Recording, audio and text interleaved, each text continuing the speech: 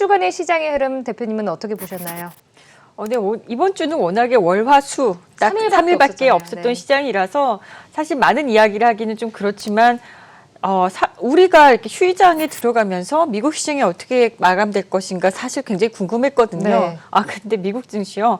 경기 부양책이 역시 굉장히 아마 힘이 받는 그런 모양새입니다. 그래서 경기 부양책에 쏠린 눈 3대 지수 모두 사상 최고치 마감했는데요. 어느 정도인지 이 정도 이렇게 올라왔으면 레벨이 좀 부담이 된다라고 이야기할 수도 있는데도 불구하고요. 강세장 기대가 여전하다. 그렇죠. 또 오를 만한 재료가 아직도 남아있다라고 지금 시장을 보고 있는 것 같습니다.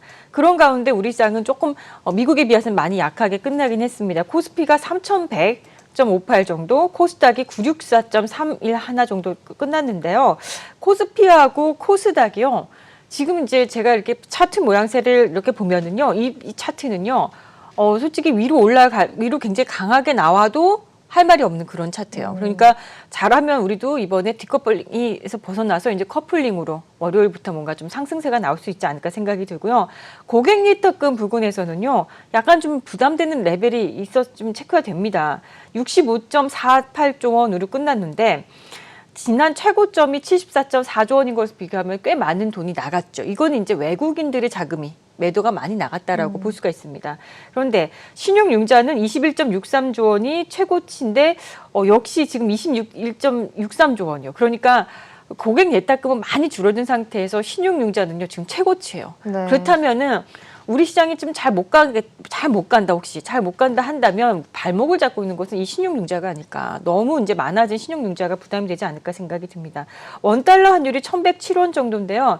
1,108원 부근에서 또 갑자기 급등해갖고 시장이 좀 휘둘렸다가 다시 한번 이제 내려왔는데 더 이상 밑으로 추가적인 하락은 하지 않았으면 하는 게 제 생각입니다. 왜냐하면 더 이상 이제 이 원달러 환율에 의한 어떤 이 변동폭이 커지는 것은 별로 시장이 긍정적이지 않기 때문에 이제 우리 맞는 옷을 향해서 우리는 기축통화가 아니기 때문에 우리한테 맞는 달러의 그 원달러 환율이 있습니다. 그 레벨에 있어서는요. 크게 시장이 출렁거리게 만들지 않을 정도의 그냥 유지하는 정도, 요 정도 선에서 1,107원에서 한 1,110원 정도까지 이 레벨에서 그냥 주가가 이렇게 원달러 환율이 움직여준다면 주가도 거기에 따라서 크게 변동성 나오지 않는 시장이 되지 않을까 이렇게 봅니다. 네, 알겠습니다. 다음 주 시장은 그래도 상승장이 되지 않을까 하는 의견을 주셨습니다. 대표님, 다음 주에 대응 전략과 함께 또 어떤 이벤트들과 이슈들이 있는지도 알아볼게요.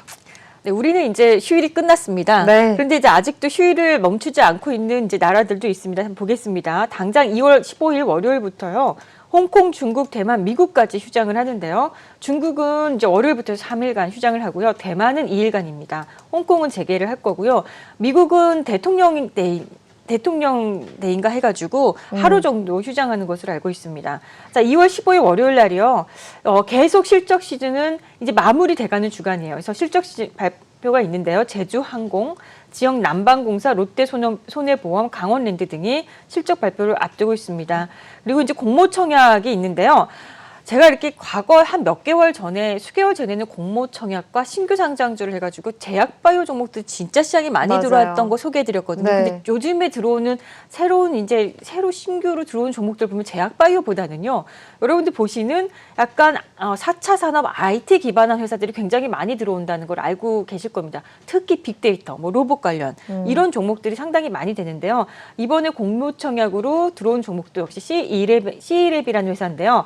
이 회사는 이제 엔비디아, 우리나라의 엔비디아 국내 판매권을 확보하고 있는 회사라고 좀 유명합니다. 그래서 엔비디아 관련주로 해서 직접적인 관련주가 우리 상장이 돼 있었지 않았었는데 이제 이 종목이 들어오니까 지난 며칠 전에 엔비디아가 시장에서 굉장히 급등했던 적이 있거든요. 네. 근데 그 관련주를 좀 찾아보자면 시장이 직접적으로 상장된 종목이 없었는데 이제 C랩이라는 회사가 시장에 들어오면 직접적인 종목으로 좀 볼 수 있겠다 싶습니다.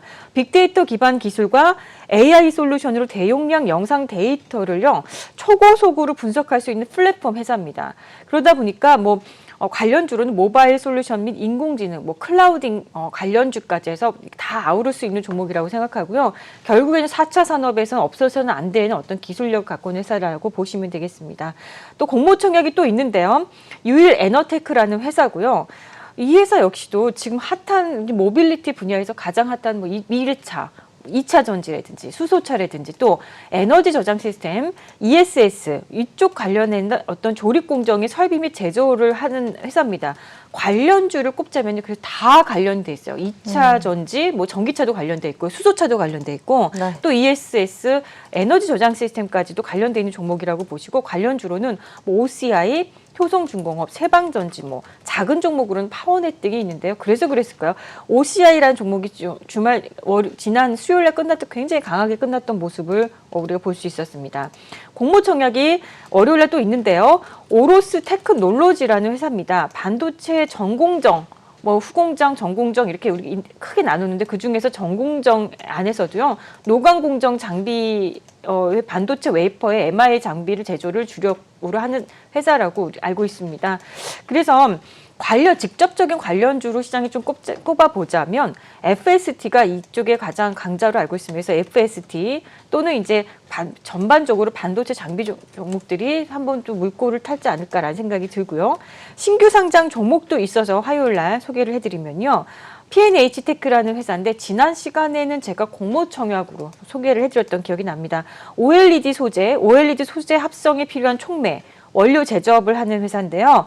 뭐 관련주로 가장 OLED 핫한 종목을 하면 뭐 LG 디스플레이라든지 AP 시스템, 덕산 네오룩스 등이 그동안에 또 주가 흐름도 괜찮았죠. 이런 종목들이 있습니다. 화요일 날 역시 실적 계속 발표가 있거든요. 펄어비스, 아시아나 항공 등이 실적 발표를 앞두고 있고요. 그다음에 화요일 날 공모청약이 또 있습니다. 뷰노라는 회사인데요. 아까 앞서 제가 4차 산업 관련주들이 참 올해는 신규 상장 또는 공모청약 신규 상장을 많이 한다라고 말씀을 드렸는데요. 인공지능 기반의 의료기기 솔루션 업체라고 합니다. 그러니까 관련주로서 우리 뭐 미래의 모빌리티 산업에도 로봇이 굉장히 많이 필요하지만 의료 산업 분야에도 로봇 기술이 굉장히 많이 필요하죠.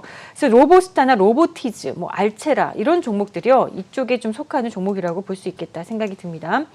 2월 16일 수요일 날로 넘어가면 미국의 FOMC 의사록이 공개됩니다만 항상 이제 여기서 이제 보통 FRB의 이자율이라든지 아니면 시장의 어떤 부양책이라든지 이런 얘기들이 정확하게 쏟아져 나오기 때문에 한번 우리도 주의 깊게 볼 필요가 있겠고요.